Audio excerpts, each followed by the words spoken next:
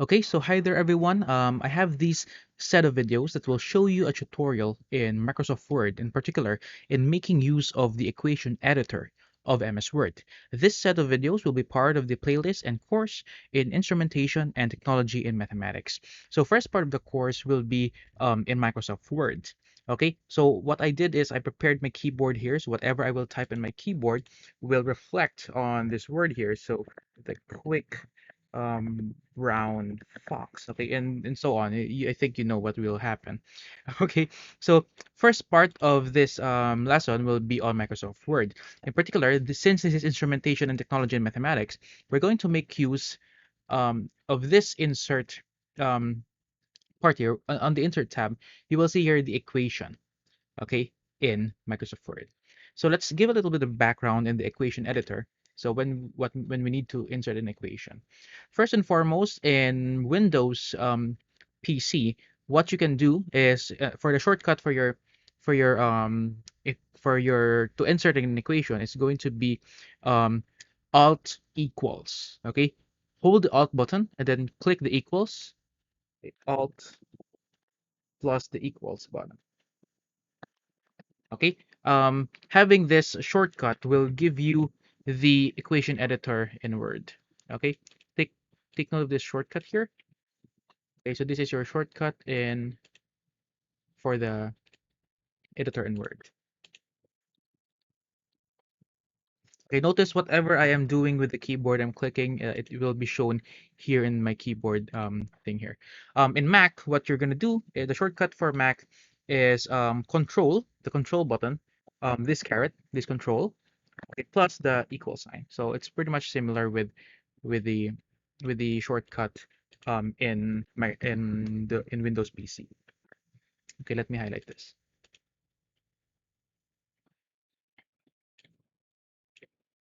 Okay, so this is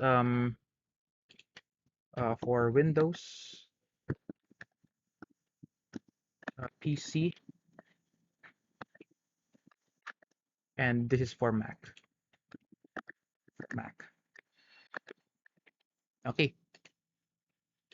you can change here some things. Okay, so that's the shortcuts for PC and Mac. So I'm going to click that. I'm using Mac, so I'm going to make use of Control equals, and then it will let me see the equation editor here in Word. So you can see here a lot of options. Actually, if you're going to extend the Word, you can see a lot. This will be in separate boxes here. Nonetheless, you can see here in this first part, you can see the equation. You can click on this and insert some default equations, which are popular in mathematics. So you can see here area of the square, the binomial theorem, the expansion of a sum, the Fourier series, the Pythagorean theorem, and so on, quadratic formula, Taylor expansion, trig identities, and such. So you can have that built in. You can create your own equation in the gallery. Okay, and then we can see here some types of code that you want. We're going to make use of Unicode. LaTeX, we can also use that in the future. You can also click on plain text if you want. Okay, using Creator, but we're going to make use of Unicode. Okay, the convert here, we're going to discuss this in a while. What is your going to be your default um you know a default what do you call that, automatic format, default format. So it's going to be current linear for now. We'll leave that be. Here you can see a list of a lot of symbols in mathematics in which you can use in the equation. So if I'm going to click this drag down button, you can see all these symbols you can use here in the basic math. As far as basic math is concerned, you can see here the lowercase Greek letters, okay, and you can see the uppercase Greek letters over here. Okay, so this is the small letter alpha, this is the big letter alpha, and then so on. We can see here the letter like symbols down below, common binary operators, common relational operators in this part, the less than, equal to, the basic n-ary operators, all right, advanced binary operators, advanced relational operators, and we have also arrows, a lot of arrows with the negation, negated relations, the scripts, the fractors, and the double structs. Okay, and also some symbols in geometry that may be um that may be familiar to you. Okay, so we can make use of a lot. This offers a lot of variations in Microsoft Word. Okay, and a lot of variations of shortcuts. Okay, and take note when you use a shortcut, if you're going to you're going to put your cursor on that particular shortcut, it can give you or rather put your cursor on that particular symbol. You can see the formula, or rather the shortcut for that symbol. For instance, we see here the symbol therefore. It's titled therefore on the pop-up, and then you can see that there's a slash or backslash therefore. Hence, if we're going to type in backslash therefore, if we're going to type it in here, backslash therefore, okay, and click space, it will give us the symbol itself. Okay, so those are the shortcuts for each symbol. So if you want to have the shortcut, so you especially for the symbols that you always use, so it's very good that you'll memorize them so that you don't need to click this one and then click find the symbol and then click that. Okay, that might be that will take some time. So for example, the big letter pi and the small letter pi. Um, if you want the big letter pi, you must capitalize the first letter, P and I, and then click the space. That will give you the big letter pi, okay, which corresponds for the product notation. And if you want the small letter pi, backslash pi, okay, that will give you the small letter pi. Likewise, for the big letter alpha, make the letter A big or capital. Okay, and then you write the others as small letters. Then click space. It will give you the big letter Greek alpha, and then for the small letter alpha, so you start with small a and then type alpha. Oh, wrong spelling. Okay, alpha. Okay, then you click space, and then it will give you the symbol alpha. Okay, we can do this with a lot more. Big letter O, omega. Let's use that. Okay, and then you click space. It will give you the big letter omega. And then if you want the small letter omega, backslash, start with letter O with which is small MEGA. And then it will give you the small letter omega then. Okay, so that's how the symbols work. And for the symbols that you usually use, you need to memorize them, kind of. Okay, so for instance, if you always use the non unequal symbol, so you can see here the formula is either, or the shortcut is either NE or NEQ. So backslash NE will give you that symbol. Likewise, it can give you N backslash NEQ, the same symbol will be given. Okay. Again, it's pretty much handy to memorize some very important that you use every day. You don't need to click on this and then click again on there and whatever you always use. So for instance, if you're working with um if you're always working with contour integrals, so it's good to memorize this formula slash OINT instead of clicking on this and clicking this again. So backslash OINT for contour integrals, and then it'll give you the integral with the O. That's why it has an O. Okay, now what we're going to do in this task is that we're given statements here in picture format, PNG format, I believe, and then we're going to construct this or reconstruct this using equations. Okay, so we're going to reconstruct this using equations. So first is number one. Let's call this number one. By default, the format or the font that I'm using is the font which is usually used in mathematical papers, that is Times. Okay, regular Times. You may make use of the Times New Romans, but anyways, this is Times Roman. So we will follow this statement here in the PNG in the picture form. So what we'll do is let okay A and B. So you can see A and B. If we're going to just click A and B, it looks not that formal, even if we italize it. So it's not really that formal yet. What we're going to do is we're going to make use of equations. So for Mac, control equals. we're going to write a comma b, and it looks very much legit to me from this angle.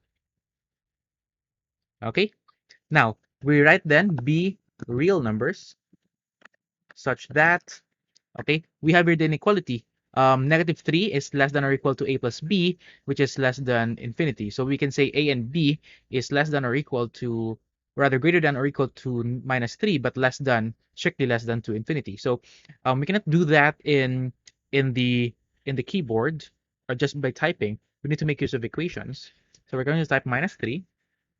And then good thing in Word, it can combine symbols. So for instance, I'm going to make use of the less than symbol. I'm just going to type it using my keyboard. That's shift comma.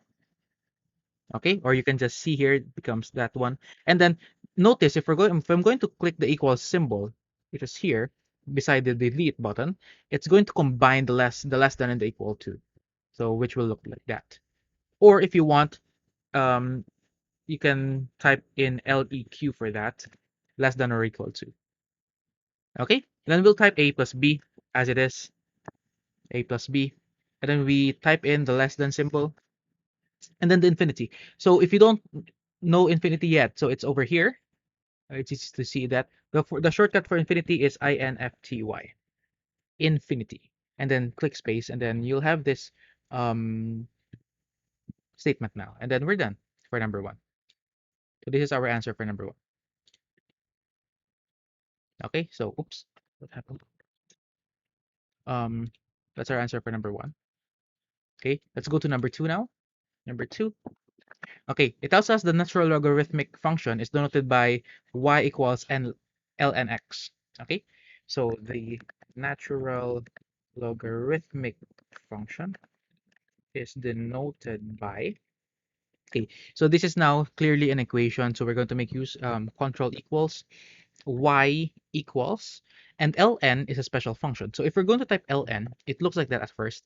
It's italicized, but if we're going to click on space, it's going to create, it's going to be transformed into a function. So ln x, and you're just going to type x. Every time you see that in MS Word, this box thingy here, which is traced or dotted. So you just click x, and then it will become like that, and then yeah, that's your ln x.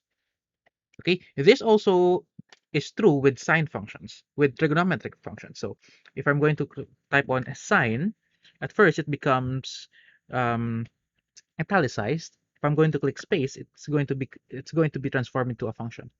Okay, so usually we use sine theta. So let's make use of the theta here, space. So that's our sine theta. This is also true for cosine, cos, space, and then let's use theta.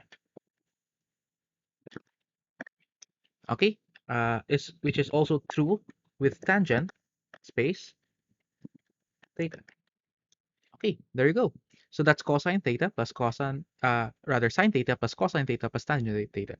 This is also true for inverse functions. So we have sine a space, we put raised to -1, or rather before that. Let's type in sine first. Sine, before we click space, we raise it to -1. Click space again. Okay, and then we put theta, for example. There you go.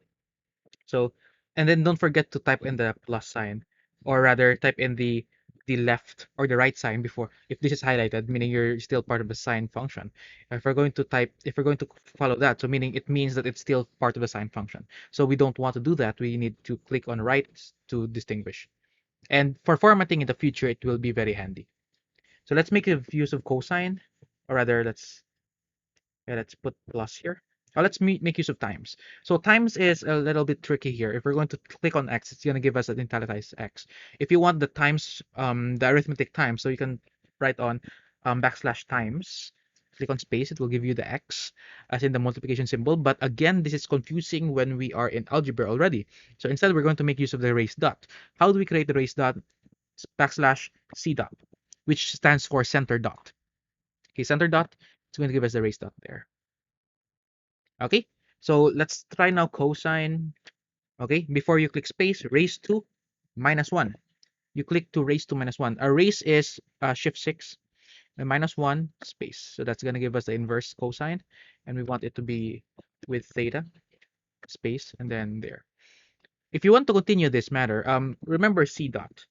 It has a plural form, like for example, C dots. It will give us the what do you call it, the ellipsis in the center. So C dots like that. Okay, so we're multiplying cosine with sine, and then if you want, we only need one dot here in the center. And then we want to use tangent. Okay, raised to -1 space. That's a inverse tangent, and then we use theta. Okay, and we say we continue this, so we write C dots. So there. We can also use this in arc sine, arc tangent. So sine h space. Okay, theta. We use plus cosine h space theta, and plus tan h. Oops. As you can see here, I'm still part of the cosine function. So we need to click on right so that it will be differentiated from the cosine function. Again, this is very um, technical in it's going to be very handy in the future if we're going to do this. Okay, we will have some trouble in formatting and grouping if we will forget to separate it from the function of the cosine or of any other function in the equation editor. So let's use tan h space, and you want to put a theta there, and then there. Okay, pretty much you can do also cosine, cosecant, if you want cosecant CSC space. Okay, that's a cosecant function. Let's make use of alpha this time to make it different. Okay, plus if you want second, oh, you don't need a backslash by the way. Second, okay, we want beta there. So there you go. And then you want, for instance, you want cotangent COT,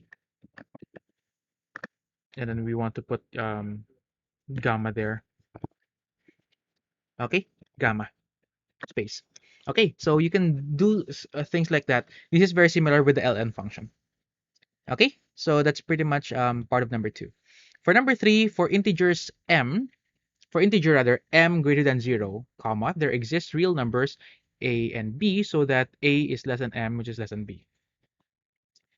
Okay, so we're done with number 1 and 2. Okay, let's go to number 3. Number 3. Okay, let's write it first for every integer. Okay, we're going to make use of equation in the m greater than 0. So we type in m, we type in the greater than symbol, just simply as there, and then 0, and then we put on the comma in that part. Or we can do the comma with the equation. It's going to be better.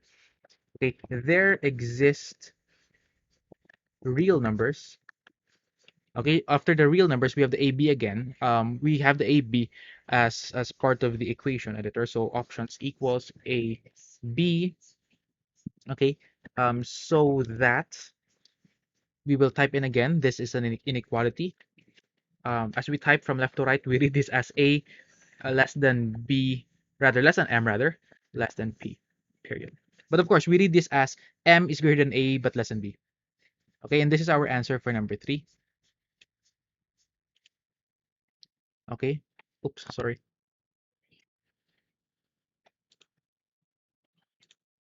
Likewise, this is our answer for number 2. Okay. Anyways, just a note in number 3. We can also make use of quantifiers instead of all of this. Okay, so we can convert this into a fairly straight mathematical statement. So for every integer m greater than 0, we can write this as for all. We can use the quantifier for all. So hopefully you got that already in your maths. For all, if we're going to type for all, direct space, it's going to give us the um universal quantifier, right? Universal quantifier for all m in the integer. So we say that it's an integer. So we say it's /n, \n is denoting a membership in a set in the integer. So we're going to make use of double Z. I don't know if that's correct, but it's small letter Z. Should it be capital Z? Double Z? Yeah, okay, that's it. Okay, so for all m in the integers, that is for every integer in m, For all integer m in the integers, where m is greater than 0, okay, there exists. So this is an existential quantifier. So we put slash exists. Okay, that's gonna give you this reverse e. There exist real numbers. There exist real numbers a and b, to be in the real numbers. So we put backslash in to be the membership of the set, and then backslash double r to indicate that it's in the real numbers. So that we can denote that as such that, okay, we can do shortcut for st as such that. So that's going to be a less than e less than m less than b. Sorry. And that's our shortcut in mathematical format, purely in mathematical format, as you can see. So we can also do that. Sorry, again, it's lagging. So this is in mathematical format. So it's still the same. It's still read the same. So for all m in the integers, where m is greater than 0, so there exists a and b in the real numbers such that m is greater than a but is less than b. So that's our answer for this picture. Okay, for the last picture, let's have this one. This is a fairly challenging one. So the equation, sorry, the equation, the sum of 1 over 2 raised to n from n equals 1 up until infinity is equal to 1 can be demonstrated by cutting a sheet of paper into pieces. So we're going to type this in Word, equation. Okay, the shortcut here, actually, you can always click on the equals, and then you can go to write this in large operators. You can see the summation symbol there. If you want it with limits, with boundaries, you want it like this, you want it like that, and so on. But I want you to know that the shortcut here is backslash sum. Okay, and notice this is going to be a small epsilon, a big small summation notation. The shortcut for the lower limit is we're going to make use of the the underscore, okay, underscore symbol, which is shift minus. Okay, and we want to put n equals 1. Notice if I'm going to put n equals 1 directly, that looks like that. I'm just typing n equals 1, as you can see in the keyboard. What we want to do is the whole n equals 1 should be in the lower limit. So let's do that again, backslash sum. Okay, space. We want to have the underscore, and we want the whole n plus 1 to be under the lower limit. So we want to enclose that with a parenthesis. N equals 1. Close parenthesis, and we hit space. The whole n equals 1 will be part of the lower limit. Okay, and then we may also add an upper limit greater than. We must make use of the caret, which is a shift 6, greater than infinity. So we want to put infinity there and click on space. Or rather, okay, we should put it here.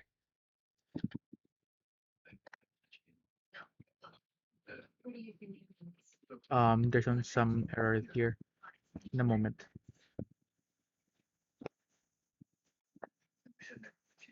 We raised to. Oh, I forgot. So again, let's write this then. Before we click the space, backslash sum, we type in the underscore, we type in the n equals 1. Before we click space, we need to continue writing the caret like that. Okay, up, or rather upper infinity, upper limit infinity. Then we click space this time, and then click space again. Then let's have that. That one question would be, why does it look like this? It should look like this.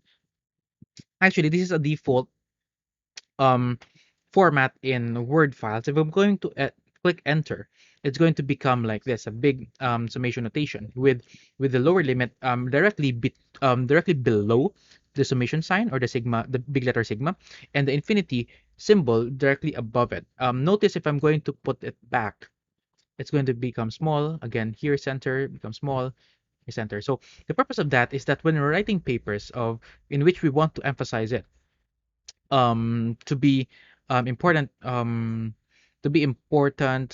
equations, we always want to separate it into another line.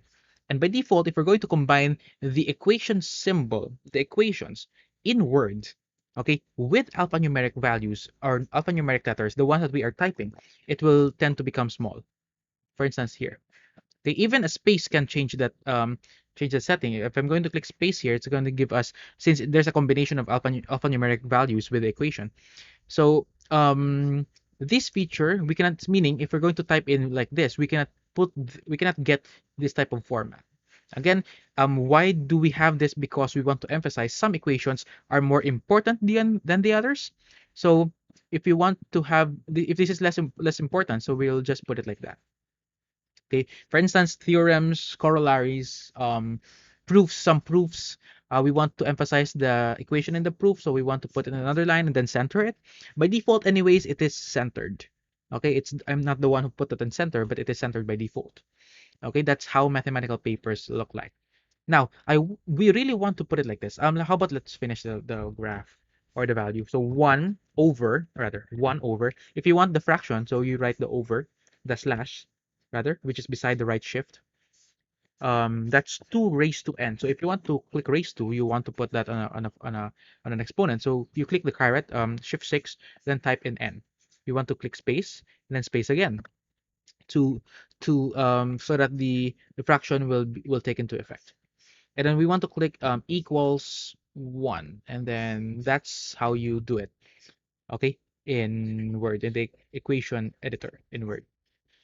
Again, we cannot combine it with this statement, because if we're going to do so, it's going to make it like this, though the essence are the same. But let's just finish this. So let the equation of the summation of 1 over 2 raised to n running from -1 to infinity, can be demonstrated by cutting a sheet of paper into pieces, period. Oops, sorry. uh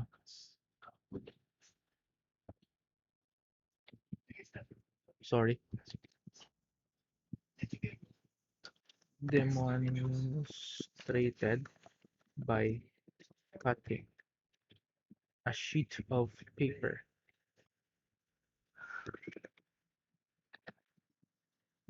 sorry about that, into pieces. Okay, there. So you can see that this is correct. I'm not saying that this is wrong, but this is correct, only that the format is not the same as the one we want. So if you want it to be the one we want, okay, we go back to control equals. You type in the equation inside the equation editor. So the equation. Well, it looks like italicized. Well, it is italicized rather. We want to delete that. We don't want it to be italicized. So you just take rid of the italicized, Command I or Control I, so that it will not be italicized.